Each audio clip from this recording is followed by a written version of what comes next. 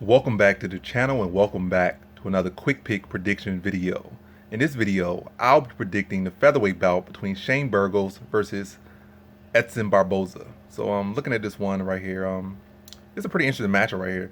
Shane Burgos presents a lot of issues for Barboza, but Barboza presents a lot of issues for Shane Burgos as well, which sounds like Captain Obvious right here, because in like every single fight, somebody presents some issue for somebody, at least less odds like -1,000. But in this one, I really think it's the case they both present a lot of issues for each other, because Shane Burgos walks forward and he is also very hittable. He like, I don't think he would say otherwise. I don't think anyone who watches him fight would say otherwise. Like, he knows he's pretty hittable. But his whole game is to be pressure. Give it, like, anytime somebody's aggressive and they're aggressive offensive attacker, or at least offensive pressure. When you're on offense, when you're moving forward, that's when you are most hittable, typically, because you're walking forward, you're opening yourself up to land offense, which opens you up to be countered, to be walking the shots. And then we have seen Shane Burgos get walked into an uppercut. Well, actually, it was like a straight and then uppercut by Calvin Cater in the past. And we saw him get dropped, like 2 or 3 times by in his last fight. And yeah, so he definitely susceptible in what the Kurt Hullabaloo fight, or Hullabaloo fight, where he's walking the shots. And Edson Barboza probably, I'm just going to be straight. I'm going to say Edson Barboza is the best overall striker he has fought in his career. But Edson Barboza doesn't do the best off his back foot when he got a boxer or a heavy pressure in his face, especially not a wrestler. And I don't think Shane Burgos is a great wrestler. I'm going to straight off the bat. He's not a great wrestler. He's not. And then when he fights, he doesn't really implement his wrestling that much, or his grappling that much. Offensively, what he wants to do, he wants to walk you down, take a couple shots, go to your body, break you down over the course of the fight, then put you away late. He's not really got it. Typically, just goes out there with one punch knockout power, just walks somebody down, see an opening, feint, then come over the top, crack them, then put him out like that, real pretty like that. He's a guy that's going to take a couple shots on the chin, or on the shoulder, or on the cheek, rip you to the body, and break you down over the course of the fight.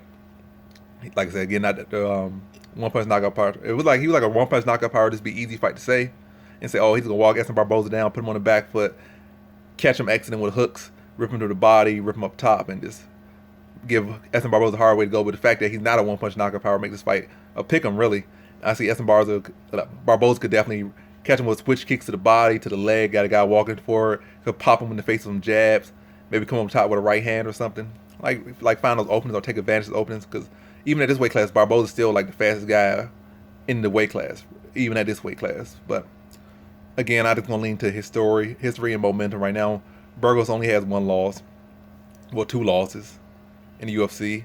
Younger, he's gonna be the pressuring fighter, which is the issue, has been an issue for Barboza. He's gonna come forward, rip him to the body, break him down, making mistakes as he goes back, land his own counters on Barboza, work at a higher pace. Statistically, he does land more than like twice as many strikes per minute than Barboza. So be active, be in his face, pushing him back, causing Barboza's hands to drop as he push him back, land his own jab, then throw his little teeps out there, throw his leg kicks out there to freeze up some of the kicking game from Barboza. Stay in boxing range and outbox Barboza. Keep walking him down and keep the range to a minimum, and keep it period. Limit the kicks. The range, make the range small so the kicks aren't there as much for Barboza, especially not with as much power. Be on the inside and work the boxing and keep him on the back foot. And in that area, Burgos will thrive, and he can do that pace for 3 rounds. And in that style, he can outland and outwork Barboza.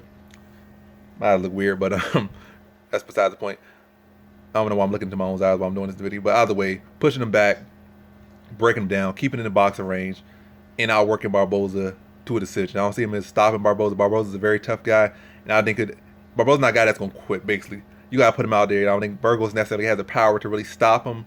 He definitely has the power to hurt him, definitely has the power to make him feel it, but he only has the power to put him out cold. That's what I'm saying.